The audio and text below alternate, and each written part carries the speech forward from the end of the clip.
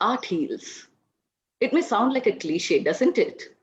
But in reality, most of us turn to some form of art or the other, be it writing, painting, music, or dance, to express our emotions and deal with it, and also to de stress ourselves. And this is particularly true of transgender activist, writer, and painter Kalki Subramaniam. Because since childhood, she has always turned to words and colors to express what she feels and to also come to terms with her gender identity. And now, based on a book of poems that she has penned over the years, Kalki has come up with a very exciting new performance arts initiative, which is going to be staged in Bangalore in the first week of February. And Kalki is here with us today to talk to us about the relationship that she has with art, how it has helped her in her life, and also about her brand new initiative. So thank you very much, Kalki, for joining us here today.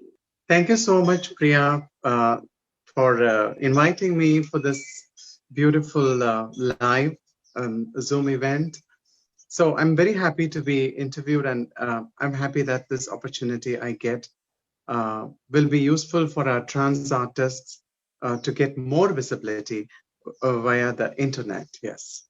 Okay, so Kalki, can you tell us a bit about this performance arts initiative that you're coming up with? What's it about? The performance art is actually titled as Phallus I Cut. It is actually the English translation of my Tamil poem called Kuri Arutten. So in 2014, I published 24 of my poems as a collection in Tamil uh, by Vigadan Publishers, and the book was titled as one of the poems, Kuri Arutten. So the book itself is called Kuri Arutten. So since then, many poems have actually gone into poetry films and in the educational curriculums of colleges and universities. But Kuri Arutten is one of the most aggressive, at the same very powerful poem, and that I am making now into a performance art. Okay, so can you tell us what the poem is all about? The poem is, I would also recite a few lines from the poem, Yeah, sure. the original poem in Tamil. குறி அறுத்து குருதியில் நனைந்து மரணம் கடந்து மங்கையானே கருவறை எனக்கில்லை கருவறை உனக்கில்லை நீ பெண்ணில்லை என்றீர்கள் ஆண்மையை அறுத்தெறிந்ததால் சந்ததிக்கு சமாதி கட்டிய பட்டுப்போன ஒற்றை மரம் நீ. So this is like a long poem where it is the allegation of the society again and the stereotypes of the society put as questions to a transgender person, that is me, and I answer it from our own view, from the transgender perspective. I challenge patriarchy, I challenge stereotyping, I challenge male chauvinism through this poem. Yeah, so this poetry is all about that. Okay, okay. So can you tell me, like, you said that you had written around 24 poems, right? So were Yes. all these poems about your personal experiences? The poetry is actually divided into 3 books. So the first section is women and my relationship with the transgender people around me, my community, and as an activist and as a collective personality of trans experience, how I feel and how the community feels about stereotyping, about discrimination, about abuse, about our romance and relationships and everything. The first is a personal account, a personal experience of my body, the trans body. That is the first section. The second is particularly about the relationships, the love, the romance, the relationships, the joy, the pain, the failures, the successes, the hope and hopelessness. Everything is covered in the second section. And the third section is more of a political analysis, wherein how do trans people see environmental issues? How do I see climate change? How do I see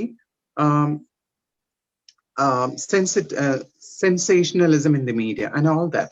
That is covered in the third section. So this is like 3 different perspectives, but the total overall thing is about transgender perspective, yet is more of a humanistic, human perspective. So that is how the book is. Okay. And how many years did you take to write these poems? I think I started writing very intensively in 2012. I used to write poetry one by one, and then I used to post it on Facebook. And there was a very good reception, and people really loved my Tamil poems. And when I completed 24 poems, I thought I should approach a publisher. And Vigadan came forward to publish it in actually in the magazine every week. But I opted to publish it as a book, and thus the book was published, and it came out in 2014 by Anand Vigadan Publishers. Yes. Okay. And, but you've always been writing, right? Since childhood, you have been like penning down your thoughts and putting it out as poems. So I just wanted to ask you, like, what is the role that art plays, has played in your life? Art as well as writing has played a very major role in the personality I am in my personal life. I think so. As a gender non-conforming kid, as a transgender teen, I was suicidal. I was hopeless, and there was nobody to understand what I feel like, how much struggle I go through internally as well as externally in the society because I'm a effeminate boy. I was an effeminate boy. So at that time, not even I could express what I felt to my mother because I was a teenager and I didn't even know. I was afraid that I would be rejected, I would be thrown out, or I would be misunderstood, or I would be shamed. So I took the pen and paper, and that gave me the so much of freedom. I drew how I wanted to be. I drew up and put sketches of my future image, this girl with a long skirt and uh, head full of flowers and so much of jewelry and all that. But in reality, I'm not that kind of a person now. But yet, at my childhood, I visualized who I want to be. And this really helped me. Sketching, drawing, painting really helped me to give that comfort to actually visualize uh, the future person, Kalki or Sabari, that's my male name, whoever I was, how I can really be in the future. So just the pen and the paper were really fantasy things to me, and it really gave up a lot of hope. Right from my childhood, I think my poetry has been uh, kind of letting out of my strongest emotions, my pain, my disappointments, my fear, my insecurity, and my strongest other feelings, the powerful feelings, maybe rejection and my anger and rage against the society and all that. I put everything into the poetry. And I wrote it both in English and in Tamil. But my Tamil poems were more kind of um, anger, it was full of anger in so many angles. And till today, it is as such. The anger is actually, it's like a 24 hours light and a fire that is inside with so many unanswered questions, so many so many questions that seeks justice for our community, transgender community. So to put it in a nutshell, I painted for expressing my joy, and I wrote my poetry to express my pain. Yeah. Okay, that's very Right from my well child. put. Okay, so is that why you have also started initiatives to train members of the community in art? Yes, exactly. I found out since I have this experience right from my childhood, I found out that art is not only about visualizing what could be a hopeful future, it is also about how you can build a livelihood, but more importantly, how you can actually heal your wounds, you know, the unanswered questions, the injustice that happened to you, the pain and the anger, everything. I think you can melt it because I think when you grew up from a teenager, trans teenager into an adult, you would still have the trauma stored in your mind, memory, or even in your body somewhere. I think so. But I think art is really, really, and it's scientifically proved, medically proved, that it could actually be one of the greatest healers. Art could really be one of the greatest healers, and it's proved. And I experienced it in firsthand in my life. And I thought this experience, I could pass it on to our community. And I know that many of our community people haven't even seen a canvas, not even a paintbrush. And I wanted to encourage them to do the practice of art. One for healing purpose, self-healing. The other, there might be opportunity for livelihood. And of course for activism, because I think art is is a universal language in which you can speak endlessly through colors. Your emotions, your messages, endlessly you can speak through colors.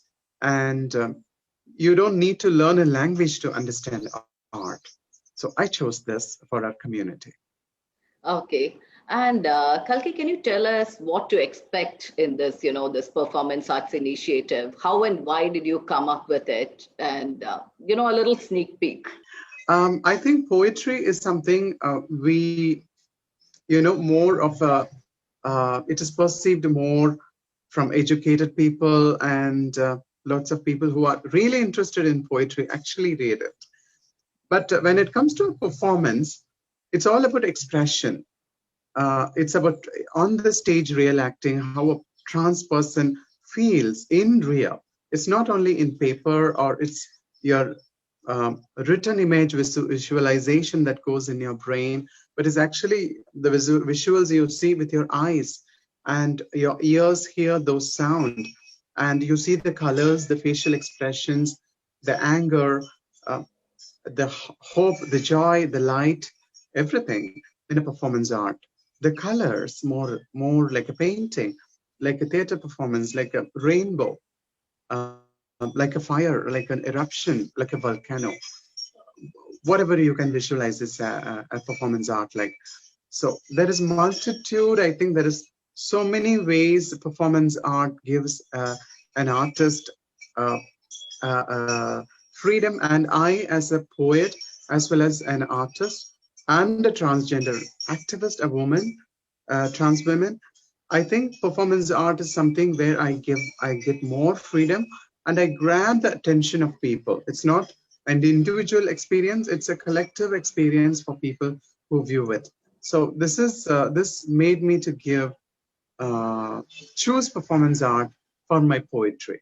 It's actually an experimental work, but I think it's going to be really good. Okay. So, Kalki, can we know a little bit more about your performance art program that is going to happen? In it, are you combining your love for words and color with movement as well? Yes.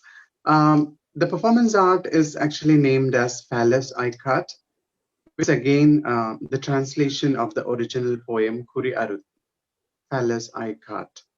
The original poetry was actually translated into English by Professor Dr. Ilango Nadison, who is retired English department professor of American College, Madurai. He translated my poetry into English. So this poetry is what I am going to perform as a performance art. And there is body movement, which is like more of a dance and choreography, but not exactly dance. But at the same time, you would hear my voice, but not from my mouth, but through the sound that exists in the stage, in the space that I will be doing the performance art. And of course, I will be using paint and paint on my face and body. But I'm not going to do any particular art on my body.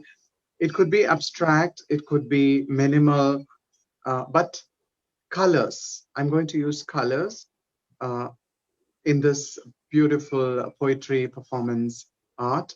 I think it's more of an experimental work where poetry, painting, sound, color, movement comes together. Everything comes together in one 4-minute poem. So it's actually a very short performance art, but I think this is the first time such a thing I do, as well as such a thing might be happening in India from a trans poet, trans activist, trans writer, and trans artist, of course.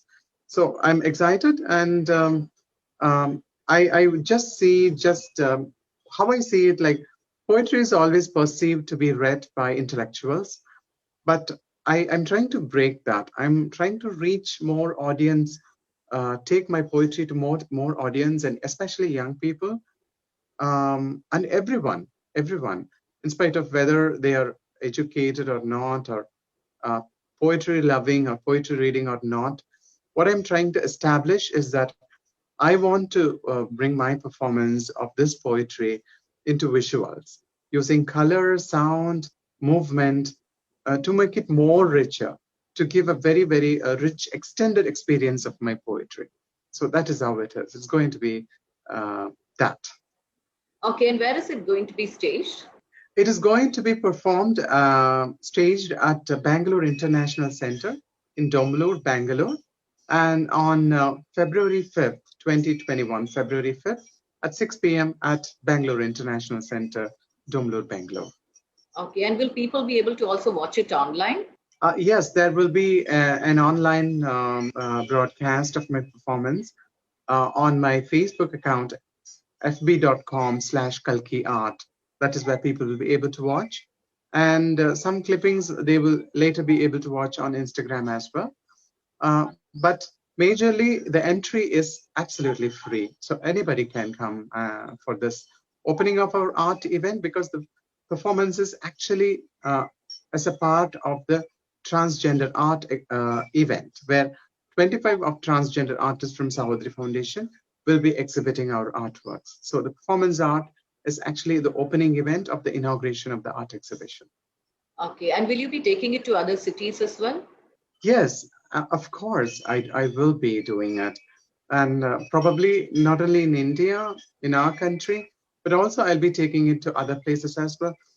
Probably in September, I might be going to New York as everything is okay with the pandemic getting better. And I'll be performing it at the New York LGBT Center. Yeah. Okay, okay. Okay, so all the very best, Kalki, for all your upcoming initiatives. And thank you very much for joining us. Thank you so much, Priya. Thank you so much. And I wish everyone all the best. And please do join me in the performance art as well as art exhibition. It's titled We Are Not the Others. It's happening on February 5th at 6 p.m. is the opening at Bangalore International Center, Bangalore. Thank you. And thank you so much, Priya.